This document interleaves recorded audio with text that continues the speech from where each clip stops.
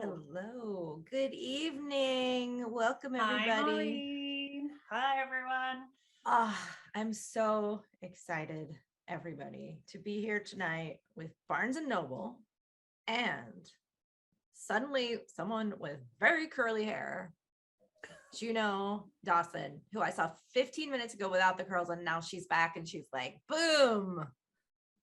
Just feeling my Farrah Fawcett arcs. And do you know why that is? Because we met up 20 minutes ago just to make sure everything was working. And Maureen, I love your sort of Jerry Halliwell blonde bits so much that I felt just sad. And I had to go and do something with my hair because I just felt inferior. So, You think I'm a Jerry? which Spice Girl do you think you are? I don't know. Oh. We'll get there. Mm. So you might be a Victoria. You might be a Victoria. I'm definitely not a Victoria. You're very dry, Maureen. Victoria was always the driest one. Welcome to already this is descended into welcome to Which Spice Girl Are You with Maureen Johnson and Juno Dawson. And Juno will be, I think, far more of an expert, but I don't know, we're going to find out. Because tonight, first of all, I'm Maureen Johnson. I'm going to be your host, which means that I'll be reading the Q&A box in the corner. So if any of you have questions throughout, you can pop your questions in there and I'll be looking at them and you'll see my little eyes darting over like, what's happening? What's happening? And then I might move the window over. So I'll be incorporating your questions in. I'm Maureen Johnson. I'm the author of like blah, blah, blah, many YA novels. Some of them are these Truly Devious, the Truly Devious series, Box in the Woods, paperback's out today. It doesn't matter. We're not here to talk about me, but I just want to explain that I'm an author, but so is Juno. We're here to talk about Her Majesty's Royal Coven. And Juno should introduce herself. But then I have lots of extra things to tell you about Juno. Okay. Hello. Greetings. My name is Juno. I'm coming to you from the south coast of England in a place called Worthing. I'm the author of lots and lots of books. However, most of them have only been released in the UK. So in America, you might know me from This Book is Gay, which is presently the 9th most banned book in the United States. She did it. Yeah, I'm sure we can talk more about that. It's just quite depressing. But What's the Tea? The follow-up. So This Book is Gay and What's the Tea are both kind of YA handbooks for young LGBTQ people, kind of just helping young people with, you know, support and how to come out and all different facts and figures about identity, and some stuff about sort of relationships as well in there.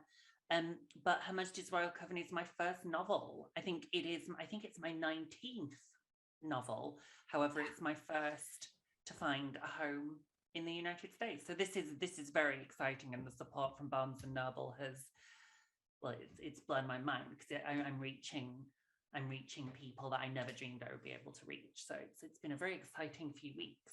You're finally here. We've been waiting. I know. We've been waiting so long for you. I mean, I've been on tours with Juno. Juno is the one that taught me how to ride this train in England that makes you barf if you don't lean. Oh my gosh, yes. The Pendolino. There's a train. It's real fast. And she's like, so just lean into it. Otherwise you'll barf on this train. I was like, oh no, this is terrible news. But it turns out, took her advice. I leaned like riding a bike or a horse, I guess. Didn't barf. Excited about that. So thank you. You are welcome. That is to anyone from America who travels to the United Kingdom. If you are traveling on something called a Virgin Pendolino train, by all, just 2 tips: sit near the vestibule. It's my other tip. You'll get less seasick if you sit near the vestibule, the bit between the carriages. And also, don't when the train leans, because they're tilting trains. That's the gimmick. When the train leans, go with it. Don't try to stay over it, because that is what will make you puke.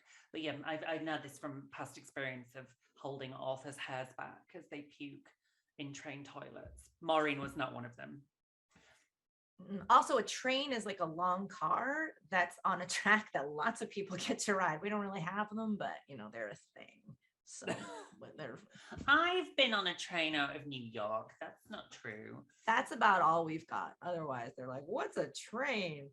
But Juno also has this kind of huge she's very glamorous. I'm not gonna lie. She's an actress. She's doing a project now in conjunction with Doctor Who, which is you're doing a podcast that goes along with. Yeah, so it's the first official Doctor Who scripted podcast. So it's like a radio play basically, and we have the blessing from the gods of the BBC. So it is canon, and we just finished season 1 on Sunday. It's starring Jodie Whittaker, obviously as Dr. 13, but then also a new cast of sort of young queer female characters, and that was kind of the point, which is its own little spin-off. And yeah, fingers crossed we'll get a season 2. But do you know what? Even if we don't, season 1 is, I think, just this lovely, perfect little thing. It's 10 episodes, and if you download the BBC Sounds app to your smartphone, you can listen anywhere in the world. You don't even need what we in England call a TV license. You can just listen. Definitely download this app. It is full of treasures, like so much good. They actually invest in good radio programming, and it is absolutely just chock a block with just absolute treasures. So get it, download it, but not tonight. Not tonight. Not right now. Just wait. No. That's not what we're doing here, everybody. No. We're here to talk about witches. All right. So let's do it. I also just wanted you to know how like fancy and celebrity kind of fancy stuff. She was fully in a soap opera, and I watched it. Not the whole soap opera, just that episode. I was like, I will sit here and I will watch the soap opera episode. And I think you got stabbed or something. No, I stabbed a nurse. Oh, you stabbed a right, transgender nurse for no reason. Like that was, do you know what? That blew my mind. I agreed to do it. Sort of a friend of mine was in the cast, and he put me forward to the casting director.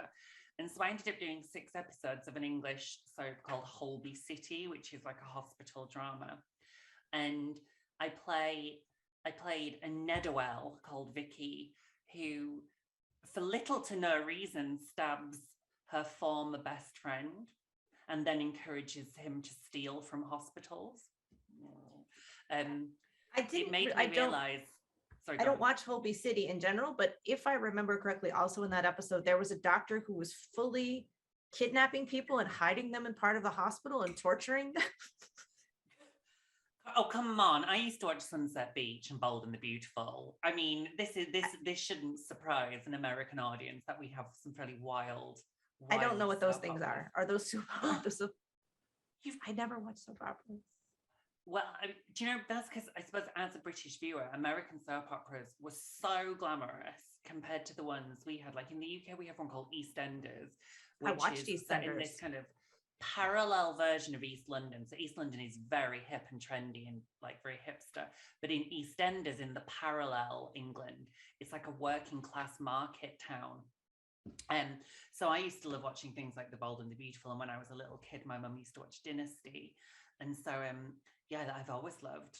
I've always preferred American television, if I'm honest. It's always just felt slightly glossier and more aspirational. And I always preferred English television. I always watch it, and I watched EastEnders as a teenager consistently because everything here was very glossy. And on EastEnders, everyone was crying because they had one single potato, and they were always like, "You took my potato," right? You know, it was. I mean, that plot is still ongoing. That plot's been running for 11 years. It was always like, "You stole my potato from a market stall, and also I'm having sex with your wife." And it was always like, "Oh, a potato." But I think that informs, this book, Juno. I'm going to talk some real talk right now. Mm-hmm. I have had a terrible few weeks. It has been the pits. And this book, I was like, I'm taking Juno and I'm going to the bath, like in the tub with the Juno. And you've gotten me through it, because this really reminds me of the feeling I got when I read, say, Good Omens for the first time. It has that kind of like really alternate modern England that I really love. Like I want exactly modern England, but I want this delightful, funny, magical. So it's about, I mean, you should actually just give everybody the pitch on, like, just instead of listening to me waffle on about a single potato, should probably actually tell people what the book is. I should. Her Majesty's Royal Coven, like Maureen says, it's set in like an alternate England where there is an official government coven. They covertly work for the English government, and the novel focuses on 5 women who've been friends since childhood. They're now in their 30s and their lives have gone in very, very different directions. One has quit the coven and is working as a vet incognita. One is a housewife who isn't out as a witch to her family. One has set up her own coven for women of colour. And one is actually now the high priestess. She's running the whole coven. And a department of oracles, they have like a fortune telling department. The oracles predict the genocide of all witches. A prophecy is going to come to pass that will eradicate all women. And this reunites the best friends, but they have very different ideas about how they should approach this situation. And it's really, I guess it's about which is stronger, friendship or duty. And it obviously has the title will tell you the parallel between has that Bondy kind of, we love that here. We like the kind of secret, we love a secret British organization. Like Kingsman, but witches, kind of. Yeah, Kingsman, but witches, but better. I love Kingsman, but there's sometimes in Kingsman where I'm like, did you have to do that? But right, and I know exactly which bit you mean. I know, and everybody listening to this knows exactly what we're talking about. But yeah, I think whether it's James Bond or the event, like the English Avengers. With John Steed and Emma Peel. Mm-hmm. Like I loved that when I was a kid. They used to show reruns on Channel 4 with Diana Rigg and Patrick Macnee, and I love, and I'm sure this will resonate with a lot of people listening, which is my love of Buffy the Vampire Slayer as well. I've always loved the idea that just alongside the mundane, there is the extraordinary. And I think that came out of me growing up near Hebden Bridge in the novel. It's a real place. It's a village in West Yorkshire. And I grew up somewhere very similar to Hebden Bridge, much less beautiful, much less magical. But, I wanted an escape. I wanted to get out. I wanted a TARDIS to come and take me away. Or I wanted Giles to rock up and tell me I'm the chosen one. And I think that's informed a lot of the things I write, this notion of being a queer person who as a kid just wanted to get away and find a safe parallel world to escape to. There's also I'm a spoiler-free kind of book host. I'm really careful because I hate a spoiler, but it's established very, very early on in this book that this is sort of after a civil war, basically. Yeah. There's been a big war, a big magical war, and many people have died, and like they're all also, which I think is something that to Americans we're going to relate to that a lot, just a little smidge.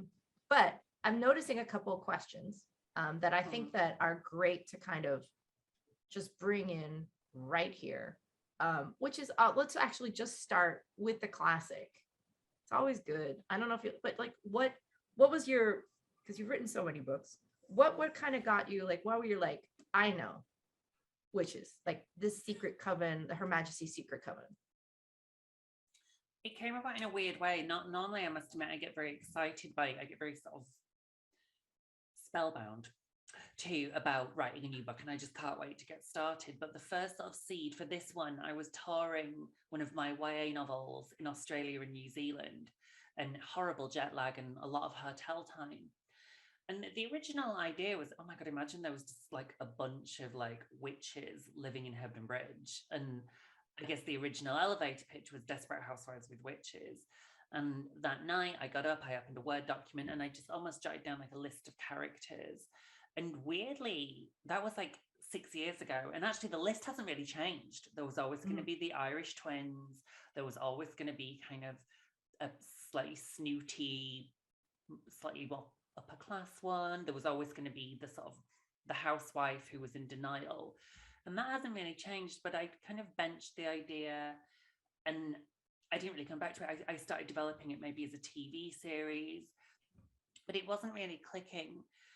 And then, so if that was 2018 when I would have been touring that, or 2017, what noticeably got worse was transphobia in the UK. Mm-hmm. And I started to think about, well, what would happen if one of these witches were trans?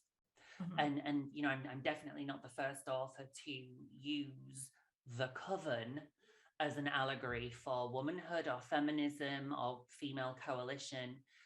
And so I started to think, you know, it feels like the British media is really keen for me to participate in a conversation around trans inclusion. And I didn't want to do it on their terms. I wanted to do it on my terms. And all of a sudden, it wasn't just about 5 women living in Hebden Bridge. It was about 5 women living in Hebden Bridge interacting with the question of trans inclusion. And all of a sudden that just made it way more interesting. And then actually the final thing that really clicked it all into place and made me absolutely desperate to write it was the coven itself. And I started thinking about the tiny details, the bureaucracy of the coven, and actually I became very sort of enamored with the idea of something which is incredibly magical, but how boring it is. And like, if you were actually working at an official coven, how much red tape there would be, how much paperwork, a lot of paperwork. And I love the idea of, like, you know, like Stella McCartney designed British Airways cabin crew uniforms. I love the idea that Vivienne Westwood is secretly a witch and designing capes for an official coven. And it was all those little things, and I was like, I just really want Oh, to that's write. right. There are official Vivienne Westwood capes. There are official Vivienne Westwood capes, which I love those little things. And then obviously, like any author, the other thing that happened was we had a global pandemic, which all of a sudden made me reevaluate why I was doing what I was doing. And again, I'm, you know, please don't tell anybody this, but I was supposed to be writing a YA novel. It wasn't happening. It was like pulling teeth. It was absolute crap as well. I mean, it was not good. I just suddenly realized, oh my gosh, you're writing I Know I Did last summer. And so I said to my husband one day, I'm finding this really, really hard. And he was like, well, what do you want to write? And I was like, I want to do The Witches. And he was like, well, then that's what you've got to do. I love it. Yeah. And I love that it's a discussion on your terms.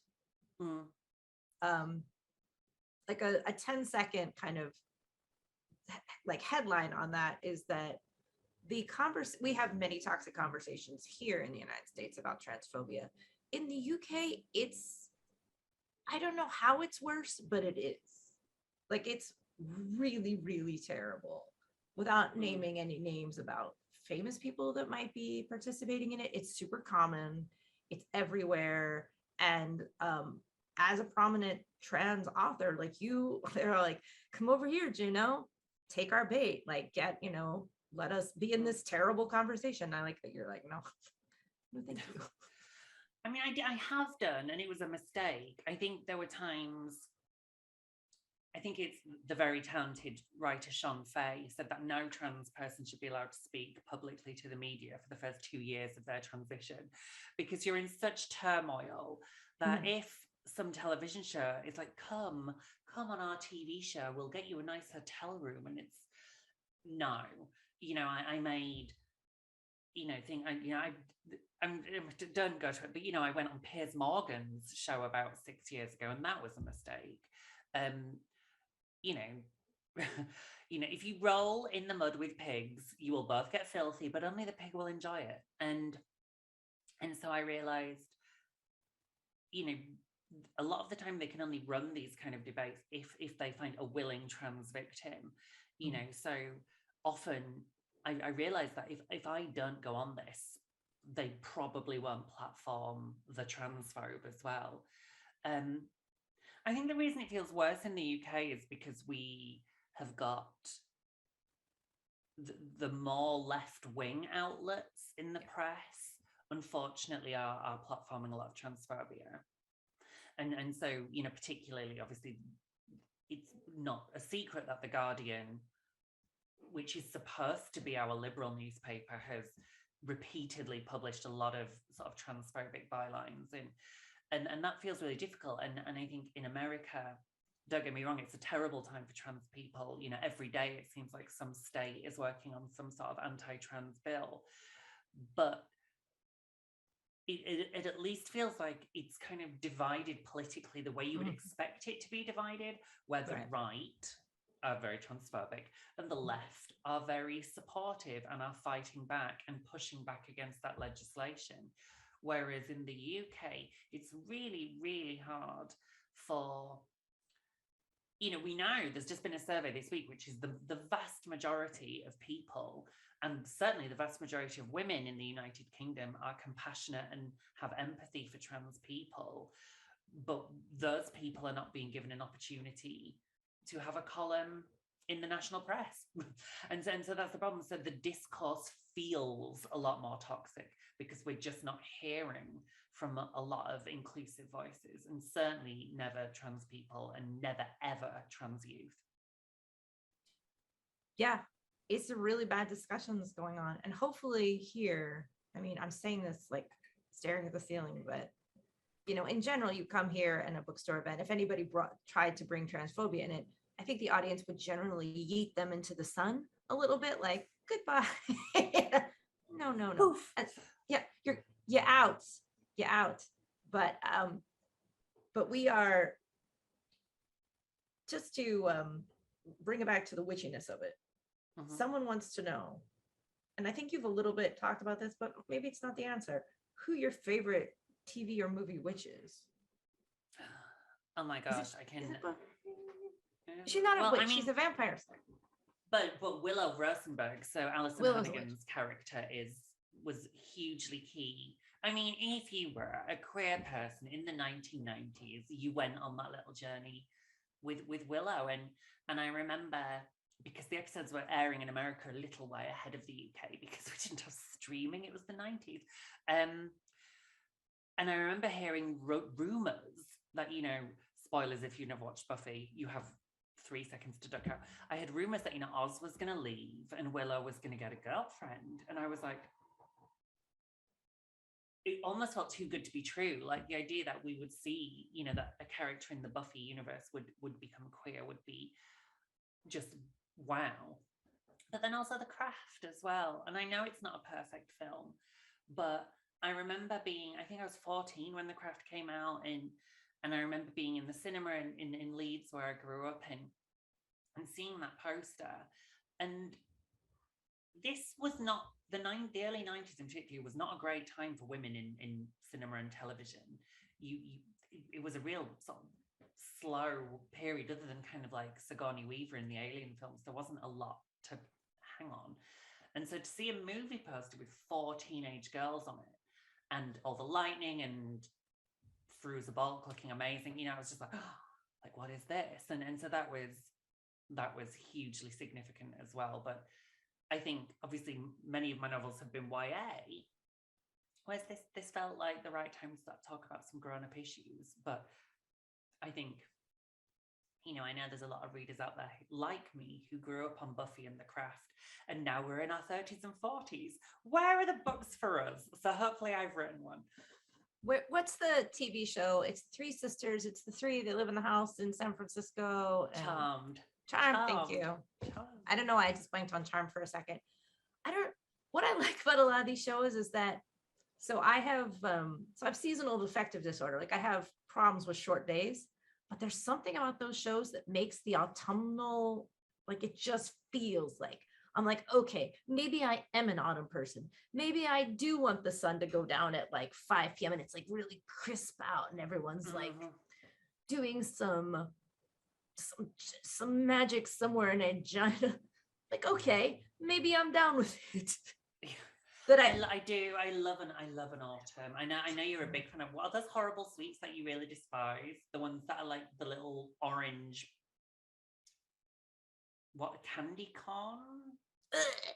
You hate them. I remember that's one of my big memories of touring with you, that you hate them.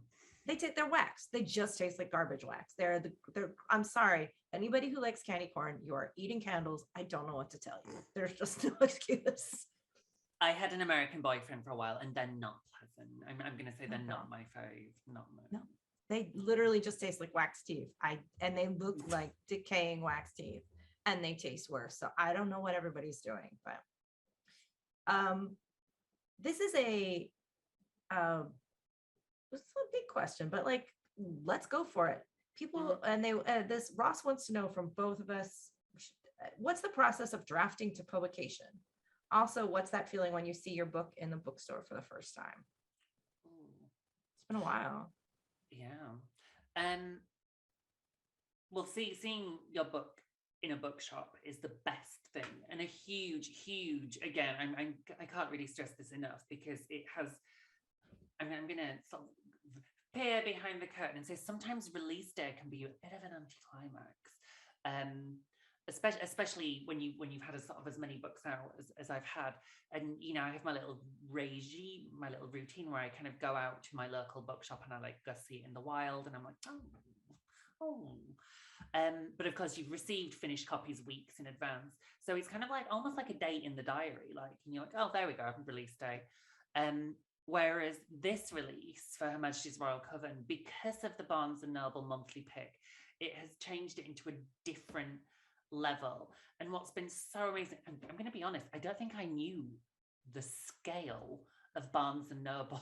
It's a big store in North America. It's a big store, and there are so many of them. And obviously, from the most amazing parts of the country, people have been tagging me in pictures of the books on display, and the booksellers recommending the book, and it's been popping up on TikTok and Instagram. It's been so amazing to see it everywhere. So this time round, it has been particularly kind of exciting. So I suppose the scale was, I started, the initial idea was in 2018. Then I started writing it properly in the spring of 2020. Now, I think if there are other writers in the room, I think it's fair and important that I sort of say there is definitely a privilege in the fact that this wasn't my first novel in the UK, and that I do kind of have this sort of, I don't want to say following, that sort of makes me sound like a cult leader, which there's nothing wrong with that. There's nothing wrong with that, but it was kind of cult leader.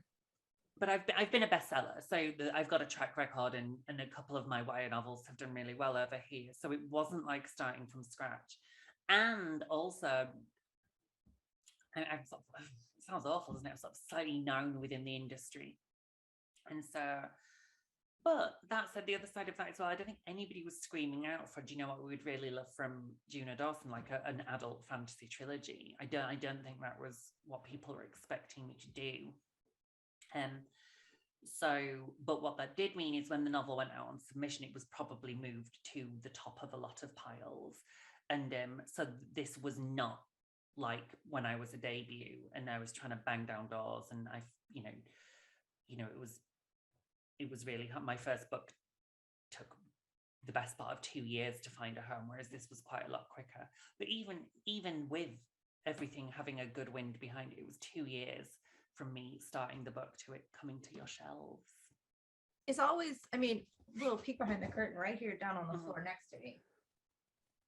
This is my office. Most people turn their cameras to a more glamorous angle. I never do, because this is where I sit and I look out. Like, my office is really nice, but it's that way. I'm like, nope, you get to see my air conditioner. Like, this is where I sit. And I'm in the final, what time is it? 6:30. So I'm in the final like 18 hours of my copy edits on my next book. So on the floor next to me, I have this printed out copy, which I've only got a couple flags left. I have my clipboard of like edits that like every little like thing that I'm like, have I actually fixed this yet? Oh no, I didn't fix. Organized. I love your system. It's not. It's that I'm at the very, very end, so I have to remember, because it's mystery. I'm like, I have to remember to put this in and then make sure this corresponds with this. I have to make sure it's all right, because mysteries are like math, and it's always teeth grinding chaos. And you always think at the end, I'm the worst person. I stink. I don't know how to write. I don't know how to speak. I definitely don't know what words mean. I use certain words too much, and I should go run and hide in the woods. So there's a lot of that. So if you're ever feeling like desperate and like, wow, I'm so bad at this, I'm like, you're on the right track. You did it. I just got my editor's letter back about Her Majesty's Royal Coven Book 2, and well, there'll be some work to do in August. Let's say about this again. One of the other things that was nice is there's this really, how do I describe it? This really particular feeling. Oh, I just noticed something. on the cover that I hadn't noticed before. Is that they did the penguin logo like a. That's my favorite thing on the cover. It's so cute. I didn't notice that. So cute. Okay, I love that. Is that so? My husband is English, and we travel to England a lot. That's why I'm there a lot. And there's this feeling I have in England that's I like that we're both drinking. I drink almost nothing. I'm not really a drinker, but I am so excited about this. I'm having a little glass of wine. Like an actual... I'm drinking because it's midnight here. So I was ready for bed, but I was like, so if you have an alcoholic drink, you can convince yourself you're about to go out. So like I will stay energized kind of.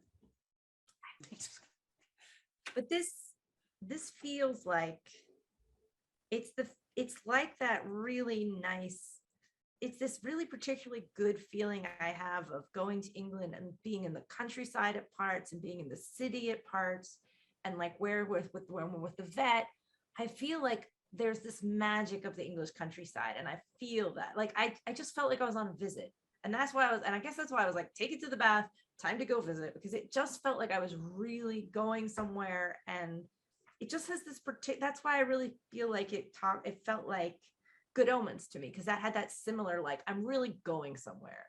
And that's, I think, why it's going to resonate with so many people. It's like a super fun trip to England with magic, with different organizations, and like a civil war, and competing feelings of how you handle the past and what you are, and so many issues of identity. But it's also like super fun witch fight. So you're also going to get witch fight. They're so witchy, and that's the other thing. So I love me some Angela Carter-esque, lovely lyrical stuff, but I wanted them to be like proper, like X-Men superpower kind of, because that was something else that I really loved growing up. I love comic books, and I remember that kind of feeling I got when I first watched the first Wonder Woman film. I won't talk about the second one, which I didn't enjoy as much, but the first one. That's a weird movie. That's a real weird movie. Right? Even Pedro Pascal working his hardest is like, I cannot make this make sense.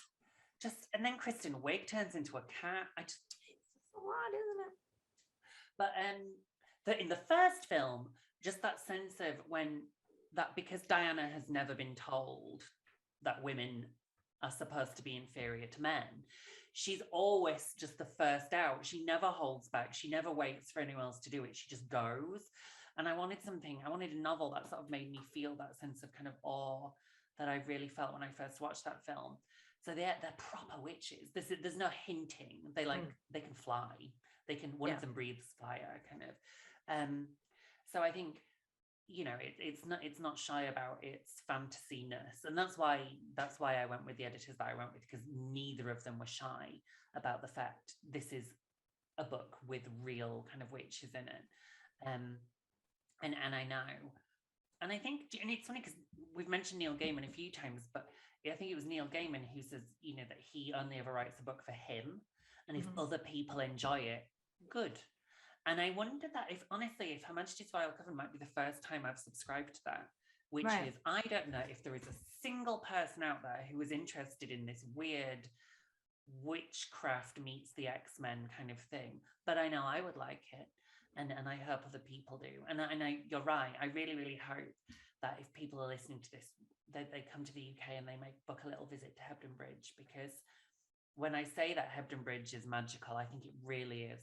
Where is it exactly? What town is it? What biggest city is it near? You could get a train from either Manchester or Leeds. It's near a city called Huddersfield. Okay. It is where Sylvia Plath is buried. A lot of people make a little pilgrimage there to see Sylvia Plath's grave. And in fact, you can go to do a writing workshop at their former home where she lived with Ted Hughes, the poet. They now run writing retreats from there. But it's a very beautiful place. It's lots of walks. It's very hilly. You're right on the verge of the Yorkshire Dales on one side, and you've got the national park to your other So you side. can run around and do like a full Wuthering Heights Heathcliff, like you can go fully Bronte, because you're also very close to Howard. So you could also go and see the Bronte parsonage as well. So it's a very, very special literary place. But yeah, it's a little bit hard to get to, but well worth it. Fun little, as well, you're sorry. I was gonna say fun little side fact. My in-laws helped take care of Sir Arthur Conan Doyle. He is buried in their little churchyard in the forest, in the New Forest. And they help take care of him. They help mow around him, make sure it gets mowed, and his pipes and stuff, or because people come and they dump pipes on and they make sure every once in a while someone goes with pipes. So they help my in-laws. But my husband told me that, like, when we first met, and he's like, oh, and that's a pony, and that's that, and that's Sir Arthur Conan Doyle. I was like, what's that over there? That's Sir Arthur Conan. Yeah, he's just over there. Just chill.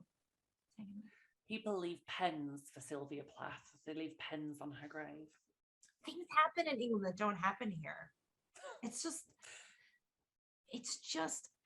a good place. It's got some issues, but it's a good place. We have some issues. You have Trump, we have Brexit. We all have issues. We've all got to embrace who we are. Embrace your inner witch. That's what I'm saying. And I think go on. I think that's something that I really wanted to do with this book, which is I wanted to create a new little fantasy hangout. Like feels like that. It feels like that. Like, yeah, that's what I wanted to do, because I felt like I needed one. I felt like I wanted to create. It's been Buffy ended a long time ago, and obviously Joss Whedon. A lot of my sort of favorite fantasy worlds, feel old now, and like I've outgrown them, and so I wanted to create a new clubhouse for women and queer people and non-binary people to feel that kind of, I'm gonna go there, the divine feminine. And I think that's something, do it. Do it. Come and hang out. Just come and join us. And it's also multi-age. It's a there's a teenage witch who's like, I'm a witch. Oh man, this is great. Poof, poof, poof. And there's like an older witch that's like, hey, I made a special will to get to my girlfriend. Like, there's people doing all kinds of stuff. Yeah, I mean, yeah, and that's kind of what I wanted it to be. I think the other big influence, and we've mentioned them already, was the Spice Girls. And that sense of, I think when I was a kid, it was only when Adele talked about it on James Corden's show that she said they were just 5 girls who wanted to get away, and she wasn't even sure what it was she wanted to get away from, but she knew she wanted to get away. And I think that's how I felt as well, which was there were 5 kind of British working class girls who apart probably wouldn't have achieved very much, but together they became phenomenally powerful and hugely successful. And that's what I felt about the women in the Coven as well, which is when they come together, something really incredible happens. But one of them might spoil it. Well, spoilers. Another little digression is that I remember when the Spice Girls first came out, they gave an interview to Rolling Stone that is, first of all, they had the cover, and this is an amazing cover photo. And exactly with the leather. And they're in a football. That one, yes. Oh my God, where the cheerleaders and stuff. Yeah, amazing. Yeah. I can't even with this. I remember this. It was such an amazing quote. So Mel B is watching someone look up something on the internet. She is amazed. And she goes, I want one of those. I want an internet. And I think about it. I don't think about it every day, but I think about it twice a month, where I'm like, I want one of those. I want an internet. again, it was 1997. I hope she got one. I hope she got an internet. I think she did. I think Melanie B has the internet. I think she has an internet now. Yeah, she has an internet. Yeah. So who is your Spice Girl? Also, I want to say that also Dairy Girls, which I love. So like I have this like mad passionate love of Dairy Girls, and I just watched the end of it last night, and I'm still very full of emotion. But they do a whole Spice Girl thing in the last season. Yeah. So who is your Spice Girl? Well, I mean, before we move on to that, I will say that the UK audiobook edition will be read by Nicola Coughlan from Dairy Girls. I was hoping you would say it. I love her so much. Yeah, I mean, I've got the audio files. She does all the voices, like all of them. Like her Leonie, who has this very husky Yorkshire accent. How is that coming out of that tiny little blonde woman? It's uncanny. Maybe she's a witch. My favorite Spice Girl was always Victoria, Posh Spice, from the Say You'll Be There video where she was Midnight Miss Suki. And I think it's because obviously we all now have an internet. Now we have an internet. She got the internet. She got an internet. We understand about kind of queer coding. And I think even though the Spice Girls, as far as we know, are, I think Mel B is out as a bi person, but there was something very queer coded about Victoria being that different one, where the other four were all very kind of rah and kind of in your face, and then there was kind of this quiet one at the back who had this kind of beguiling mystery about her. And I think there was something quite queer about Victoria. She was the one who intrigued me the most, and I liked Jerry's hair as well. Who wouldn't? I used to have very red hair. I used to dye my hair super, super duper red. And so whenever people were doing, which Spice Girl, they're like, you're Jerry, because your hair's red. I don't know which Spice Girl I am. I don't know. I don't think it's Emma. No. But aside from that, I'm not sure. I'm sensing maybe Posh with ginger rising. Here's why I'm not Posh. She understands clothes, and I don't understand anything about clothes at all. Like full stop. I really don't understand how they work. I can barely put them on. I really do not understand. And she actually understands the little black dress, or the little black dress. Like, like I don't understand. No, I mean it's tricky because I mean I've met 4 out of 5 of the Spice Girls. And Mary the lead. Why don't you? I don't because I don't want. It's tricky. So the one I have not met is Victoria. So I'm yet to, and possibly there is now, which is you shouldn't meet your idols. The one, and now as a grown-up, as a 40-year-old adult, the one I'll tell you who is absolutely lovely, and you would absolutely want to go out for a drink with her. Mel C. She's hilarious. Is Mel C. Yeah, 100%. Yeah, it just feels like I'm just like it's Mel C. Yeah. You want to be her friend. Yeah, she's amazing. Which is kind of, there is a play on that in the book, because obviously as kids, nobody wanted to be Mel C.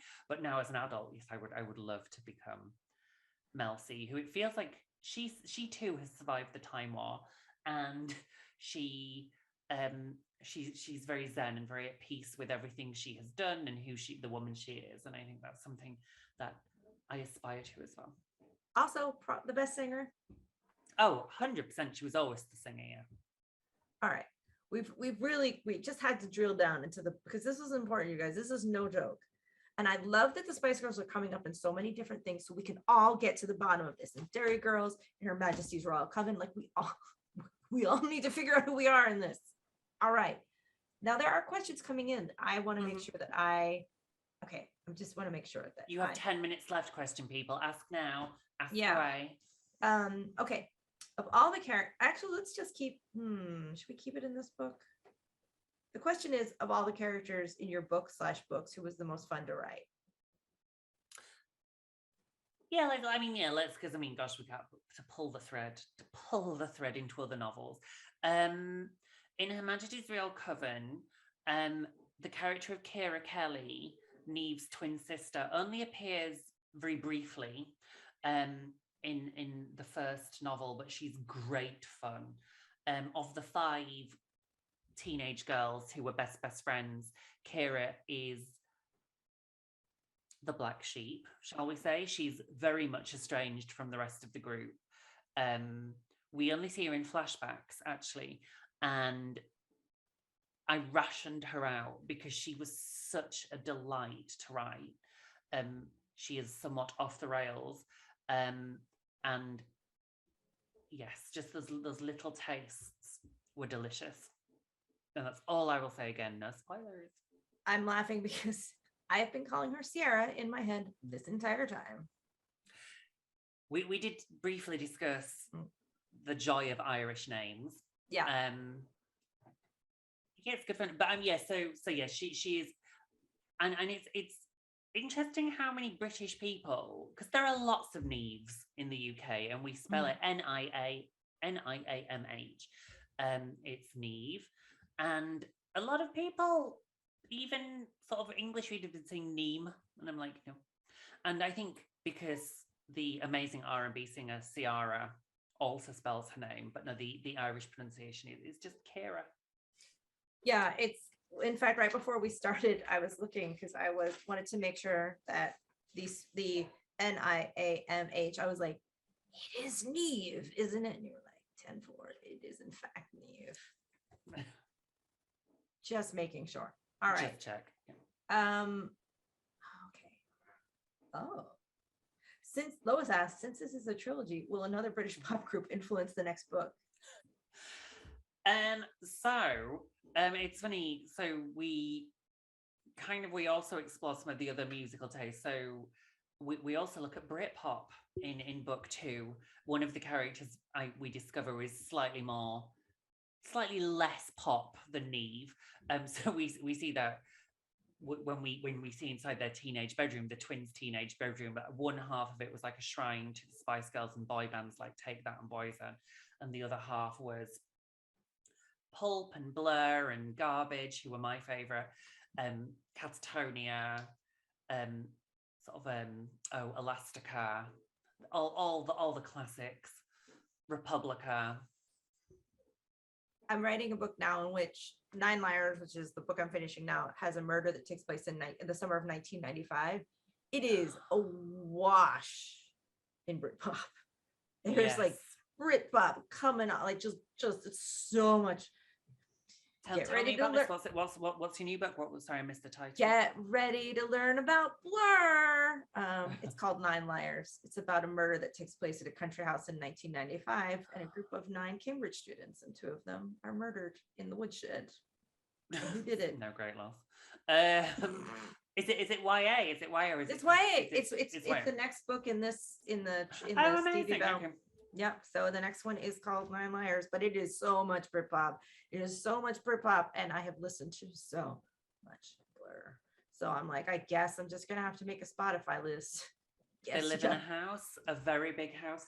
In the country. There's a lot of like country house. I'm like, I'm just going to have to introduce you guys, because Blur is known here, but it's not known in the same way that it was known there, and it's obviously a nice In 1995, you had to be Team Oasis or Team Blur, and it was really, really hard as a northern person, because in the north you were supposed to be really behind Oasis, but I was like, and that was not a popular opinion if you were schooled in the north. So I had to be like a secret Blur fan. But to be honest, again, I was way more intrigued by people like the Cranberries and basically women in rock music, of which there was some Echo Belly, Sleeper. There was some female-led Britpop as well. I think also maybe to explain one sort of there's a inversion in maybe the broad cultural stereotype is the word I'm looking for. So the north of England and the south of England, like how can you explain that? Because it's maybe a little bit different than we think of north and south here. It's a thing. So it's a little bit like your East Coast and West Coast in the middle bit. So the north tradition, so this is rooted in history. The north was like the industrial powerhouse. So they were factory towns where we manufactured materials like steel. Where I come from, Yorkshire, was wool. We were known for our wool provision. So we had lots of wool mills. And then the produce of the north was either exported around the world or shipped to the more prosperous rural, I guess, south. So it's a big Game of Thrones. I maintain that George R.R. Martin did base Westeros on the United Kingdom, and the South, London is King's Landing, and then the North. What was it called? The North bit? Did they just call it the North? Is it above the wall or at the wall, or where the Starks lived? West? No. I can't Where the bit where Starks lived? That bit. Someone's going to tell us. Hold on. Someone's going to start. Someone in the chat must tell us. Where did the Starks live? Yeah, where did the Starks live? Winterfell. Thank you, Devon. God, I wouldn't have been able to sleep. That would have really driven me mad. So yeah, and I mean, I don't think it's an accident that they got Sean Bean to do like his Yorkshire accent to represent Winterfell. So I think there is a parallel there. And north of the wall, of course, is Scotland. And so yeah, so basically the stereotype is the further south you get, the posher it gets. But that's not true. There are some really deprived areas in the south, and there are some quite affluent areas in the north. For example, I mean, Manchester is a very affluent city now. But that's the general vibe. But they do say northern people have a slightly warmer, more grounded, more realistic outlook on life. I think it set me in good stead. I think, I was raised to be a realist, to work incredibly hard. Certainly there was never any risk of my parents buying me property. And so I'm very proud of being from the north. And there is absolutely a reason why this trilogy is set almost exclusively in the north. Leonie lives in London with her girlfriend, but the most of the action takes place in Yorkshire, in Hebden Bridge and Manchester, which is in Lancashire, before somebody corrects me. Not to be just like super, but the Beatles are also famously from the north of England. They're very the spirit of the north. Like there's this hardworking, creative, friendly, and also apparently you wear shorts even when it's really cold out. That's the other thing. Yeah, girls don't wear coats on a night out. My favorite one is Newcastle. You will not see a girl in a coat in Newcastle because it's like £2 to check your coat into the cloakroom. So yeah, that's £2 you could spend on a shot of Sambuca, isn't it? Let's be honest. So. Yeah, freezing cold, and they're like, no, I'm just not going to do it. But why? You're so cold, and you're wearing nothing, and your heels, they're so high, and you're running, and you're so drunk and cold. Why don't you just wear a coat? And they will not do it. They will not. They don't need to. Because of the inner warmth of a northern person. That's science. It's just science. But you don't live in the north now. You live in. I do. So I live about as south as you can get now. Actually, if I went any further south, I would go into the sea. So. Do you live in Brighton? No, you said. I've left. So Brighton actually is one of the most expensive places to live outside of London, but it's our queer centre. It's a bit like Portland. It's got that kind of super, super vegan, lovely queer bubble. And the bottom line is we couldn't afford to buy a house there. So it's really fun. It's like a really fun, it's like kind of candy colored carnival. And yes, everything is made of tofu. So like I like it there. I'm like, yes, tofu, fish and chips. Let's do this. We have 2 minutes left. So I want to make sure. Quick fire round. I did that one. You guys, this is it. This is your last moment. Someone says, is there any actor that must be one of the coven when it makes it to the screen? Now, if I was not a writer / actress / podcaster, I would want to be a casting director. I think it's the most fun job. I just think I love lining up actors and sort of trying to think outside the box. Now, the multiple references to the fact that Neve and Kira have beautiful flame red hair and are 5'11" and are of kind of Gaelic origin. Yes, of course, I was imagining Karen Gillan throughout the writing process. I think she's wonderful, and I would adore Karen Gillan to play Neve and Kira. But that's kind of the only I think actor that I definitely had in mind. Possibly, I've got a couple of Helenas in my mind as well, who's like the high priestess. I think Natalie Dormer from Game of Thrones would be phenomenal. Or Gemma Arterton would be really cool as well. Well, now also I want to see Nicola in it, because one of my favorite things in the entire world is Nicola in Derry Girls as Claire, just doing that scream of agony. Just the, I was a scholar before I met you. Erin, I've already asked Nicola if she will play Elle, and she has said she will. So, because remember, Nicola's a lot older than she appears. Nicola's in her 30s, so yeah, she's in her 30s. Like she plays, you know, a 17-year-old girl, but she is she gets away with it. I think she's like 35 now. I think so. I think by the time a series or a film came around, she would be exactly the right age to play housewife Elle, I think. We have hit 7:00 East Coast United States time, which means it is the witching hour, or is that like midnight? When is the witching hour? Well, Neve discounts the notion of a witching hour, but I think it's meant to be between 2 and 3, I think. Yeah, people are pointing out, yeah. Well, I want to say congratulations. I'm so happy you're finally here. Now we need to just physically bring you here. We can't, because every single flight apparently going in and out of London has been canceled right now because everything is a mess. But then we need to bring her here. I would love to. We have snacks. We got like snacks. Like I'm definitely saying we have snacks. So like you should come and have some snacks. I'm going to come. Do you know what? Next year, when HMRC 2 comes out, I am going to come to New York, whether they send me or not. So I'm going to come to New York anyway. I'm going to vow that now. So you have me on record saying that by hook or by crook, I'm going to come and, because New York is one of my favorite places in the world, and I haven't been since 2015, and I really miss it. So I will come. That is why you and David and everyone.